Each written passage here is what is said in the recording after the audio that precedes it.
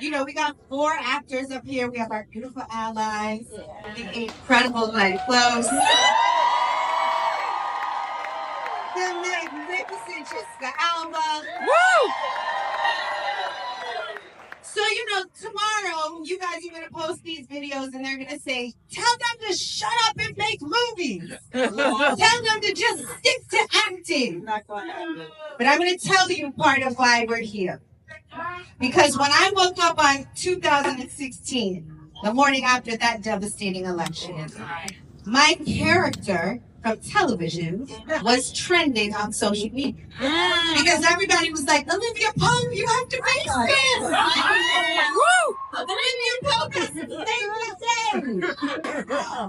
But what I realized in that moment was that Olivia Pope should not have been on everybody's mind.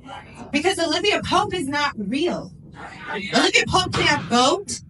She can't register voters. She can't knock on doors. She can't make phone calls. She can't donate. She does not have the power that every single one of you have. So we have a problem because we keep putting our problems, our needs into somebody else's hands. We keep thinking that somebody else should fix things for us. But we are the answer to the problems that we are facing. Every single one of you in this room is so much more powerful than Olivia Pope.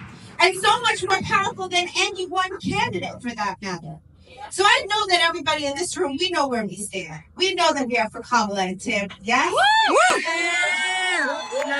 But I want to give you something to say to the people in your lives, because I know we all have the cousin, the brother, the sister, the somebody who might still be on the fence.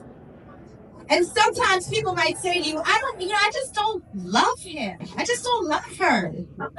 I don't know. I'm not vibing. What I want you to say to the people that you love is you don't have to love her. You have to love yourself. And I will tell you, I do love her. I believe in Kamala Harris. I believe that she has spent an entire career saying Kamala Harris for the people. She is for us. I know that that's true. But if you try to convince somebody to show up and they're not there yet, tell them they have to love themselves. They have to love us. They have to love their community enough to show up. It's not about falling in love with a candidate. It's about falling in love with your community enough to show up. Because listen, these people work for us. Their salaries are paid by us. So don't have people out here working for you and asleep at the job.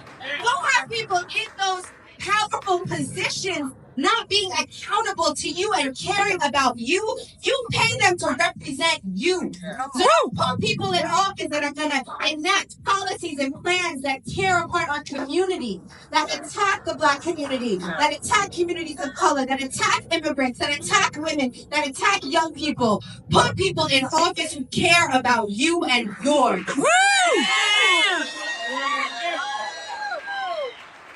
For me, I'm not here because I'm an actor. I'm not here because I had the blessings to be able to play Olivia Pope for all those years. I am here as a woman. I'm here as a Black woman. I'm here as a mother. I'm here as a daughter. I'm here as a granddaughter of immigrants. I'm here as an American who cares about my country and who cares about my community. And we all have to ask ourselves in these next few days, what else can we do? So I'm happy that you're here today. And we should all give ourselves a round of applause for being here today. We are in the right place at the right time. But I also want you to ask yourself in this moment, what else can I do? Because the last day to register in Arizona is tomorrow. And let me tell you something. That in itself is a problem. There are states like Nevada and Michigan where on election day you can walk in and register and vote on the same day. But somebody decided that it should be more difficult here in Arizona. So there's one more day to register. So what are you going to do? And this is not a hypothetical.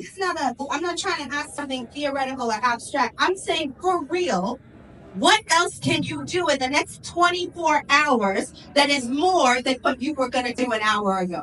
Who else can you text? Who else can you call? Can you give $5 more to those down ballot races? What else can you do? And then in the next month, keep asking yourself that question and bring people with you. Who else? What young person in your life can you say, come with me to knock on doors? Come with me to make phone calls. Come with me to do just a little bit more than we thought we could, because after election day, there's no redo. Whatever result you have that moment, that's it. So this is your moment to not regret what you did. I want to say one last thing that is particular to this audience and this community. The way they are coming for reproductive rights, we need to pay attention to that in the Black community in a very specific way. Because I talked a lot about those first 3 words of the Constitution, being the people, and having that mean all of us. But I know that document is not perfect. In that original Constitution, me, as a Black person, I'm 3/5 a human being. I wasn't even considered a full human being. I was 3/5 of a human being. I'm just somebody else's property. And it meant that I had no bodily autonomy back then. I could make decisions about what I do with my own body. That's the legacy of slavery. So when we start to let them legislate what we can and cannot do with our bodies, I want you to think about what can be next. We live in a country where not that long ago, we did not have rights to make decisions about what we do with our body. Black women are credited with really founding the science of what happens to Black women's bodies and gynecology, because they experimented on our bodies through enslaved people. So I'm not about to let somebody control my womb again. I'm not about to let somebody tell me what babies I can and cannot have. Because it is a slippery slope when we give up the liberty of our lives. So pay attention. Pay attention. Thank you all for being here.